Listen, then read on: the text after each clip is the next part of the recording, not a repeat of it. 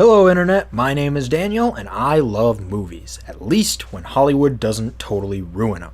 And this is the first episode of our new show, Does It Hold Up? On this show we're going to be taking a look back at some nostalgic classics and figuring out whether or not they actually hold up. On today's episode we're going to be taking a look back at a movie called The Land Before Time. Now for a little background, The Land Before Time was a movie released in 1988. It was produced by Steven Spielberg and George Lucas, and it grossed $48 million domestically, which was good for 20th most on the year. And an interesting fact about this movie was that it was actually released on the same day that Oliver & Company was released. And Oliver & Company did outperform The Land Before Time by a little bit, raking in about $53 million domestically, but The Land Before Time was generally seen as the better, critically received movie, and it currently scores a 70% on Rotten Tomatoes. It was even nominated for 2 awards, including the Saturn Award for Best Fantasy Film, which it lost to another movie that released that year that you may well have heard of, Who Framed Roger Rabbit. So with all that background information out of the way, let's get into the film itself. This is The Land Before Time.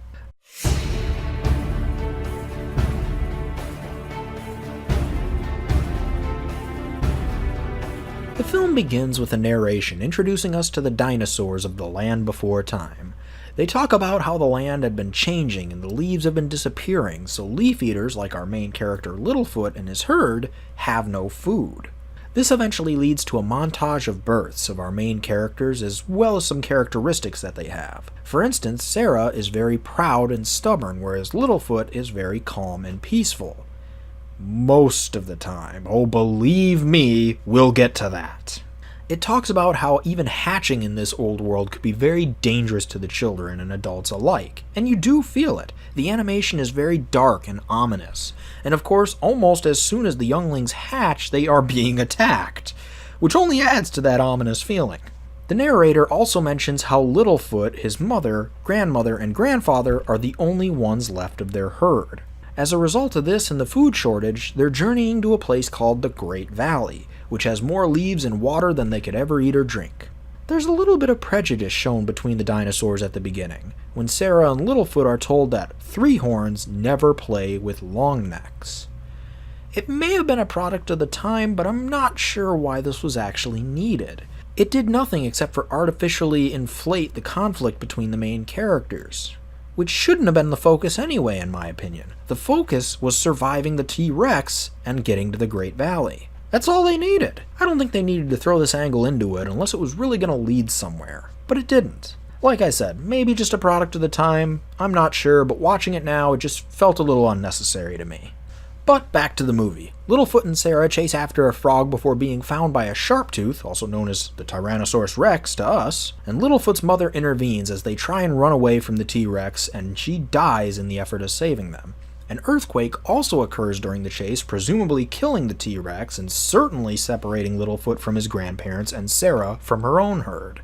And I should also note, Littlefoot's mother's death does not actually come from the Tyrannosaurus Rex, or even from the earthquake, but it still does appear to be very sad, in large part because of Littlefoot's voice actor sounding so tiny and defenseless and childlike. You really get the feeling that yes, this child did just lose his mother, and is now on his own. And it's very easy to empathize with him. What do you mean if I can't see you? I can always see you. Littlefoot, let your heart guide you. It whispers, so listen closely.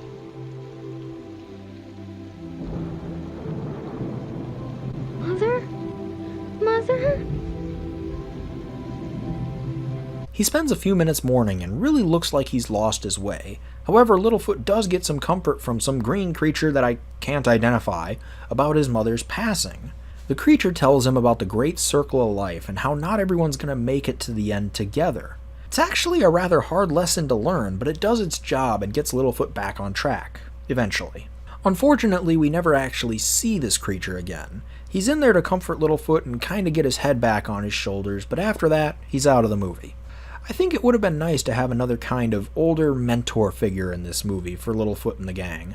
Someone to guide them through this very treacherous journey to the Great Valley. I think it would have led to a lot more character growth on both Littlefoot's side and Cera's side, instead of just getting a lot of headstrong characters clashing with one another and them running away from T-Rexes over and over and over again. But that's just my opinion. Moving along, one of the last tree leaves in the area falls to Littlefoot in a very convenient manner, and then Littlefoot hears his mother's voice telling him to go to the Great Valley, something that he had understandably forgotten about after her passing. Next, in an admittedly quite tragic scene, Littlefoot spots his own shadow on the side of a cliff, and since it's from a long distance away, the shadow appears very big, very adult-like, and he actually believes that it's his mother. It isn't. And after realizing this, Littlefoot finds Cera and tries to convince her to come with him to the Great Valley. But Cera is still very stubborn and proud, and wants to find a way to get back to her own kind by herself.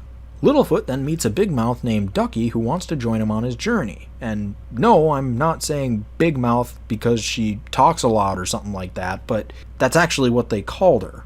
Littlefoot initially quotes Cera by saying, "Long necks don't play with whatever you are." And what I can't figure out is, why did Littlefoot suddenly decide to believe what Cera and the Three Horns were telling him? It's never explained in the movies, so I guess we just have to assume that he just is? But luckily, Ducky manages to convince Littlefoot to let her go with him. And Littlefoot is just okay with that. Why? I don't know. Maybe we should just stop asking questions. While Littlefoot tries to find some food and eats what appears to be a talking tree, he ends up yanking on the tree so hard that Petrie, the pteranodon, the flyer, who's terrified of flying, ends up falling out of it, scaring the heck out of Littlefoot.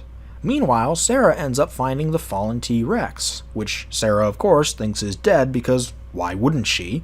And of course, since the T-Rex doesn't immediately wake up, Cera begins headbutting it, because what else would you do in that situation?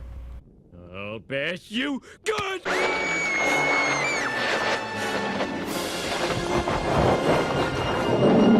Yeah, that didn't end well. So as Cera is no doubt fleeing for her life, we cut back to Littlefoot, who's become increasingly grumpy carrying Petrie all this way, and tries to make him fly by sprinting as fast as he possibly can. Unfortunately for him, he runs straight into a skeleton that freaks him the heck out and forces him to turn around and sprint in the opposite direction, where he nearly runs over Cera. There's a lot of fear in this movie. Cera tells him that she met the Sharptooth, which freaks Ducky and Petrie out to no end. I feel like we've been here before. But Littlefoot stubbornly does not believe that she actually saw the Sharptooth, because the Sharptooth, according to him, is dead. This denial, of course, does nothing to calm down his friends, and Ducky is eventually sent flying off a seesaw-like log because Cera decided to jump on the other side of it while Ducky was standing there for no reason at all. Gosh, what a jerk. You know, these characters aren't very likable. Anyway, Ducky ends up landing next to an egg containing our final main character, Spike, a mute dinosaur who will be most known for his love of food and literally sticking his head in the ground when things are going bad. The dinosaurs are still hungry, and luckily for them, they find what they think is the Great Valley. However, a stampede of longnecks eat all the food before they can get any of it. Hang on, isn't Littlefoot a longneck? Didn't they say that the longnecks were almost extinct? What the heck? Well, again, those questions are never answered, so Spike, Ducky, Littlefoot, and Petrie all stand on top of one another in an effort to get some of the high-hanging branch leaves. And Cera, still being the stubborn one, doesn't help and instead elects to headbutt a cliff in an effort to get the green food off the tree. Now that sounds very stupid, and it is, because she doesn't get any of the green leaves, of course, but while she is ramming her head against the cliff, Littlefoot does toss some of the green food down to her to make her think that she succeeded. Well, I guess that was nice of Littlefoot, I suppose. Of course, it'll do nothing to help Cera learn, and everyone but Littlefoot decides to sleep next to Cera that night, and Littlefoot is a little bit sad about this because, as he says, there is no Sharptooth. But of course, everyone except Cera eventually ends up going to Littlefoot. Cera wakes up, cold in the middle of the night, and realizes that she's alone, and then decides to go sleep with the rest of the gang. The next morning, they wake up just in time to run away from the Sharptooth again, who bumps them all the way to the Long Neck Rock, letting our heroes know that they are in fact going the right way. You know, one of the problems with a movie that's this short but still tries to cram in as much as it does is the pacing always feels a little bit off. I mean, just take that last scene. In a matter of a few seconds, you go from one of our characters not wanting to be alone and momentarily overcoming her own pride to, oh gosh, there's another Tyrannosaurus Rex attack. Oh, nope, never mind, it was over before I could finish explaining it. But hey, there's a rock that looks like a long neck. Yes, we're going the right way! It just doesn't feel natural. That's all I'm saying.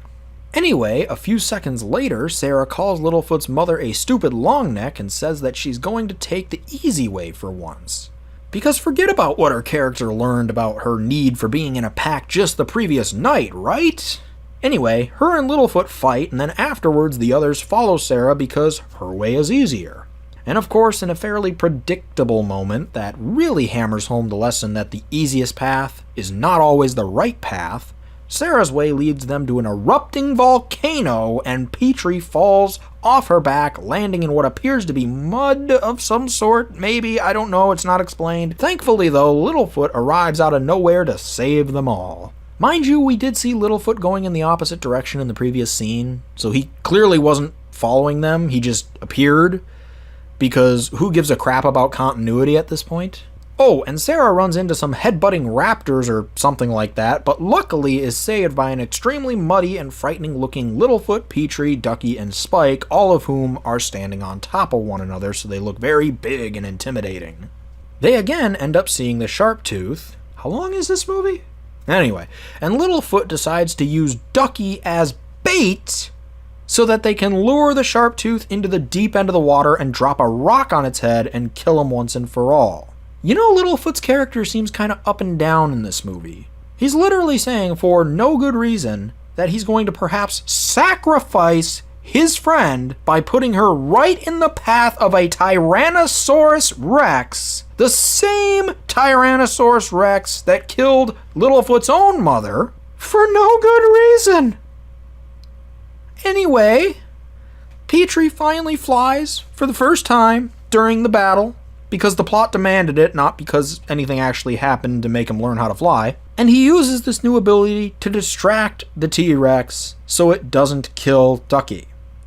One more time, for the cheap seats, it would have killed Ducky. Littlefoot should be arrested for attempted murder of one, if not two, of his friends. Anyway, Cera arrives at the last moment, headbutts the rock as she's done so many times before. The Sharptooth falls into the deep end of the water, taking Petrie with him. The Sharptooth is dead, Petrie is probably dead, and it's all thanks to Littlefoot. Somebody arrest that man! Petrie, of course, isn't dead because that would be a bit of a downer ending. But you know, that shouldn't absolve Littlefoot of the guilt he should be feeling for nearly killing two of his friends.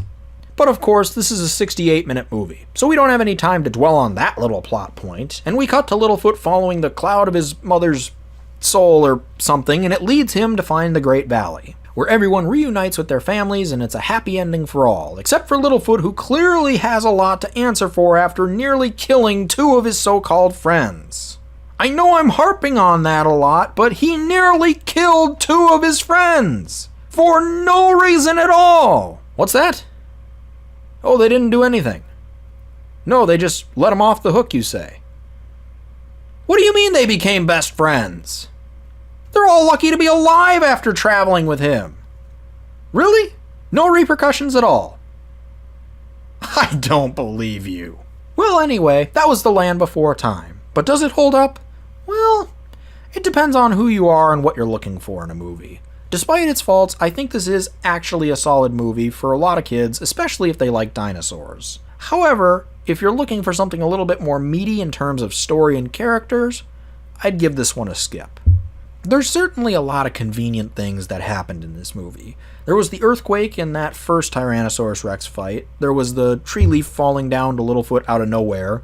There was him chasing his mother's soul, or whatever the heck that was, to find the Great Valley. But I mean, it is kind of to be expected. It is a 68-minute movie, so you do have to keep things moving along, but it is still a point against the film, in my opinion.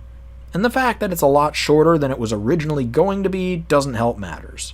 Steven Spielberg and George Lucas thought that some of the scenes in the movie would be too dark and intense for young children, so they told director Don Bluth to cut some of the scenes out of the movie. In fact, in all, there were 19 fully animated scenes that were cut from the film, which amounted to about 10 minutes of footage, and it allowed this movie to attain a G rating instead of a PG rating. And most of the scenes that were cut out were of the Tyrannosaurus Rex, which already made enough freaking appearances in this film in my opinion, so in the interest of not being too repetitive, I'm not too upset that they cut it out.